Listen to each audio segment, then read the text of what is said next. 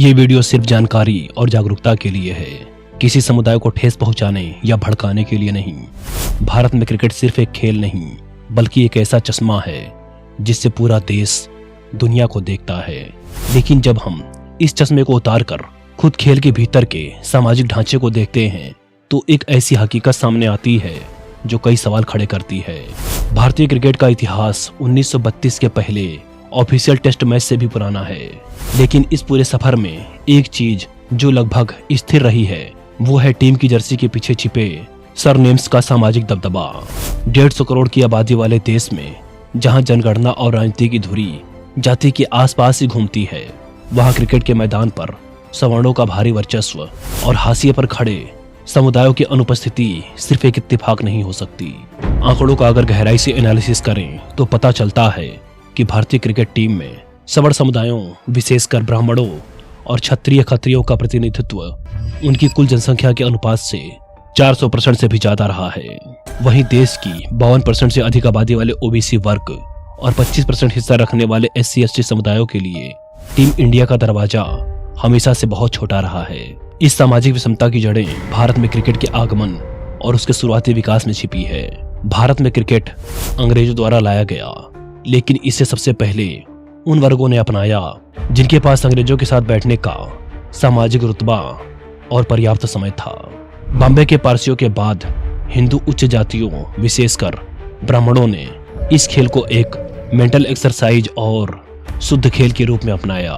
उस दौर में क्रिकेट खेलना रसूख की निशानी थी। जिमखाना क्लबों की संस्कृति ने एक ऐसा इकोसिस्टम तैयार किया जहां नेटवर्किंग ही भविष्य तय करती थी। आजादी के बाद भी भारतीय क्रिकेट का कंट्रोल उन्हीं हाथों में रहा जिन्होंने अपने अगली पीढ़ियों को ये खेल विरासत में दिया। समाजशास्त्री पियरे बॉर्दियो ने सांस्कृतिक पूंजी का जो सिद्धांत दिया था, वो भारतीय क्रिकेट पर सटीक बैठता है। एक सवर्ण परिवार में जन्म लेने वाले बच्चे को बचपन से ही वो क्रिकेटिंग भाषा, व्यवहार और रसूखदारों के साथ संपर्क मिल जाते थे, जो एक दलित या पिछड़े वर्ग के बच्चे के लिए कल्पना से परे हैं। आर्थिक मोर्चे पर बात करें तो क्रिकेट भारत का सबसे महंगा खेल है। एक पेशेवर खिलाड़ी बनने के लिए जो किट, जूते, कोचिंग और डाइट चाहिए, उसकी मासिक लागत किसी औसत मजदूर या किसान की पूरी कमाई से ज्यादा होती है। क्योंकि ऐतिहासिक रूप से भारत की संपत्ति और संसाधनों पर सवर्णों का कंट्रोल रहा, इसलिए उनके बच्चों के लिए क्रिकेट की महंगी अकादमियों का रास्ता आसान रहा। इसके विपरीत दलित और पिछड़े वर्गों का एक बड़ा हिस्सा आज भी भूमिहीनता और गरीबी से जूझ रहा है। एक दलित बच्चा जो शायद गांव की धूल भरी गलियों में रबड़ की गेंद से अपना बेस्ट परफॉर्मेंस देता है, वो कभी लेदर बॉल क्रिकेट के महंगे अनुशासन तक पहुंच ही नहीं पाता। उसके लिए खेल सिर्फ एक मनोरंजन है, जबकि रसूखदार बच्चों के लिए ये एक करियर इन्वेस्टमेंट है। यही कारण है कि प्रतिभा की रेस शुरू होने से पहले ही आधी से ज्यादा आबादी संसाधनों के अभाव में रेस से बाहर हो जाती है। जातिगत प्रतिनिधित्व की इस गहरी खाई को समझने के लिए हमें टेस्ट क्रिकेट के इतिहास को देखना होगा। भारतीय क्रिकेट के शिखर पर बैठे खिलाड़ियों की सूची देखें तो गावस्कर, तेंदुलकर, द्रविड़, गांगुली, कुंबले, लक्ष्मण, अश्विन, कोहली और रोहित शर्मा जैसे नामों की एक लंबी कतार है जो सवर्ण गौरव को दर्शाती है। वहीं अनुसूचित जाति यानी SC के खिलाड़ियों की स्थिति पर नजर डालें तो 1932 से अब तक 300 अधिक टेस्ट खिलाड़ियों में से केवल 5 अच्छे खिलाड़ी ही इस समुदाय से आए हैं। मैंने सोशल मीडिया पर बहुत लोगों को देखा है जो ये लिखते हैं कि क्रिकेट में कोई आरक्षण इसलिए नहीं है क्योंकि ये स्किल और मेहनत का खेल है। नहीं दोस्त, वो बात अलग है। तुम चिलचिलाती धूप में एक सड़क पर एक आदमी को जूता पहना के दौड़ाओ और एक आदमी को नंगे पैर दौड़ाओ और फिर कहो कि जूते वाले को हरा कर दिखाओ, तो ये कैसे संभव है। पालवंकर बालू जो भारत के पहले महान स्पिनर थे, उन्हें दलित होने के कारण मैदान पर जो अपमान सहना पड़ा, वो भारतीय क्रिकेट के माथे पर एक बहुत बड़ा कलंक है। ग्रेट विजय हजारे ने भी अपनी आत्मकथा में लिखा था कि बालू जैसा गेंदबाज भारत में दोबारा नहीं हुआ, लेकिन उन्हें कभी वो सम्मान नहीं मिला जिसके वो हकदार थे।